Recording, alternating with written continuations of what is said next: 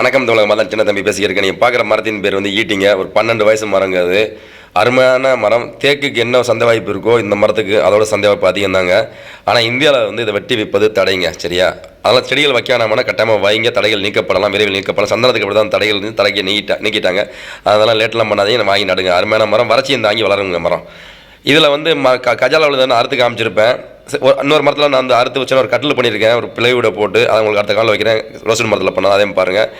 இப்போ வந்து நிலம்பூர் மரம் நிலம்பூர் தேக்கு வைக்கலாமா, நாட்டு தேக்கு ஃபாரஸ்ட்டில் கிடைக்கிற தேக்கு, நம்ம தமிழ்நாட்டு ஃபாரஸ்ட் காலேஜில் ஃபாரஸ்ட் இதில் ஆஃபீஸில் கிடைக்கிற மரத்தை வாங்கி நடலாம், செடியில் வாங்கி நடலாமான்னா நான் உங்களுக்கு ஒன்று சொல்ல ஆசைப்பட்டுக்கிறேன். ஃபாரஸ்ட் தேக்கு, நம்ம தமிழ்நாட்டில் உள்ள ஃபாரஸ்ட் தேக்கை வாங்கி நடுங்க. அதான் நல்லா நம்ம மண்ணுக்கு வரும் அப்படின்னு என்னோட ஒரு ப்ராக்டிக்கல் நான் பார்த்தது. ஏன்னா இதே மாதிரி நான் நடவு வந்து என்னோட நாட்டு தேக்குக்கு நான் பண்ணியிருக்கேன், ஃபாரஸ்ட் தேக்குக்கும் அடுத்த காலில் வைக்கிறேன். இது வந்து என்னோட தோட்டத்தில் உள்ள நிலம்பூர் தேக்குங்க. சரியா? இது வளர கொஞ்சம், இதுக்கும் ஒரு 10-12 வயசு தான் இருக்கும். இன்னும் வரும் காலத்தில் இது வந்து வளர்ச்சிக்கு வரலாம். பட் இருந்தாலுமே நான் நாட்டு தேக்கை தான் உங்களுக்கு பரிந்துரைப்பேன். நன்றி.